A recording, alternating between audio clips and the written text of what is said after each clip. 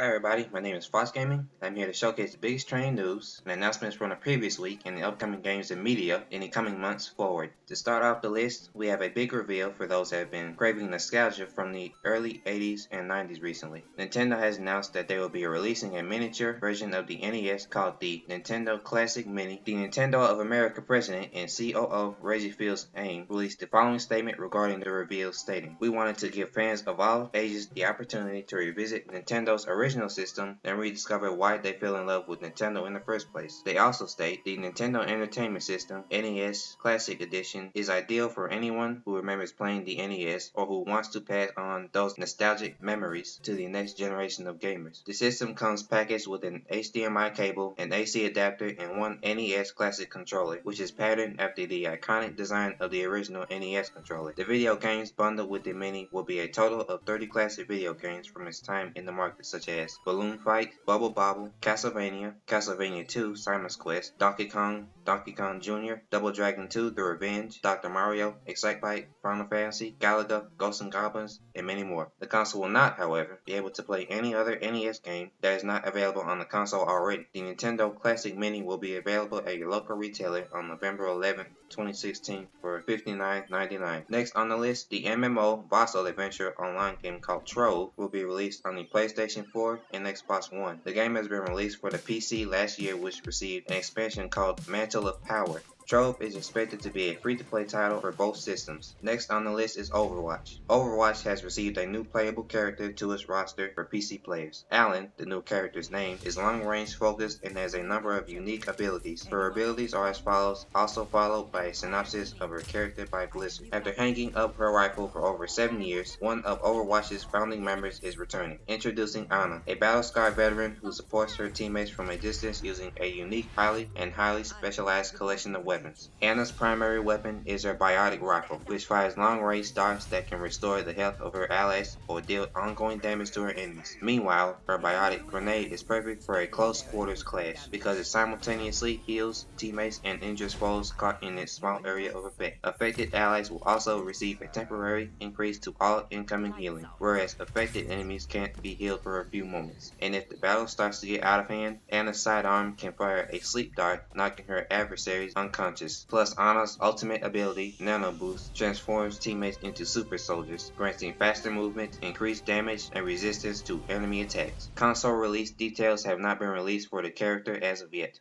Next up, Hyperlight Drifter, the Kickstarter action RPG, gets a release window for both the PlayStation 4 and Xbox One. The game has already been released on PC since March 31st and is now getting the console treatment as well. The synopsis of the game is as follows. Echoes of a dark and violent past resonate through a savage land, steeped in treasure and blood. Hyperlight Drifter is an action-adventure RPG in the vein of the best 16-bit classics, with modernized mechanics and designs on a much grander scale. Drifters of this world are the collectors of forgotten knowledge, lost technologies, and broken histories. Our drifter is haunted by an insatiable illness, traveling further into the lands of buried time, hoping to discover a way to quiet this vicious disease. From each character to subtle background elements, everything is lovingly hand animated. Easy to pick up, difficult to master enemies are vicious and numerous. Hazards will easily crush your frail body, and friendly faces remain rare. Upgrade weapons, learn new skills, discover equipment, and traverse a dark, detailed world with branching paths and secrets abound.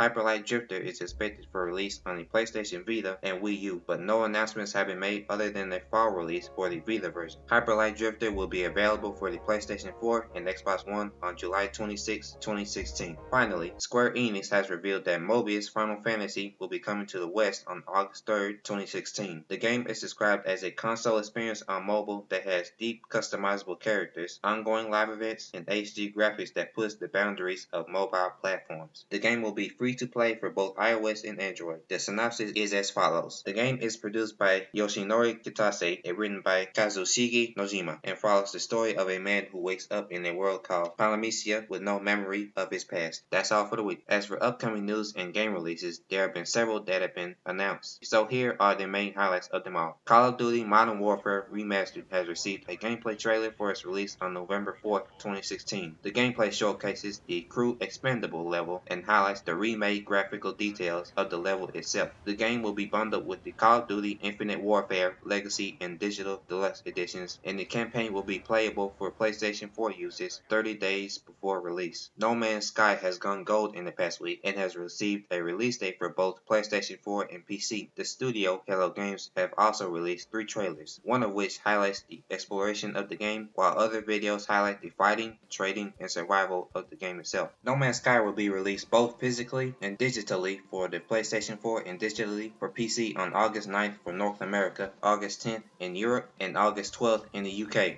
Batman: The Telltale series has received a retail release date for the PlayStation 4, Xbox One, PlayStation 3, and Xbox 360. The game is a point-and-click adventure revolving around the player as Batman and Bruce Wayne in the city of Gotham. The player will be tasked with a variety of choices as the Batman and as Bruce Wayne that will alter the course of the game and its ending. The retail version will have a season pass included, while the digital release will be released separately from the game. The first episode will launch digitally in August, and a digital release date will be announced for the PC, iOS, and Android next week, followed by a Comic-Con panel where the first episode will be showcased. The event will be featured by the Batman voice actor Troy Baker and the Kinda Funny host Greg Miller. Grow Up, the follow-up to the physics platformer Grow Home, has received a release date. The game revolves around Bud trying to find parts for his spacecraft in a vast open world with his new glider named Pod. The game will be available on August 16, 2016 for PC. And finally, Darksiders, the game that has been released a long while ago for the PlayStation 3, Xbox 360, and PC, has been seemingly revealed by Gamefly for the PlayStation 4, Xbox One, and Wii U. Gamefly has published a listing for the original Darksiders for the PS4, Xbox One, and Wii U, and have been published by the IP owner Nordic Games, and is seemingly due out by October 25th. The same publishers also released Darksiders 2 Definitive Edition, so a remastered Darksiders may not be far out. That is all for the big news for the week. Thank you all for watching. If you liked the video, please give it a thumbs up or thumbs down, either one, and subscribe for more weekly news. Be sure to visit my Twitter page for daily news. Links are in the description. Thank you so much, and I will see you all next week.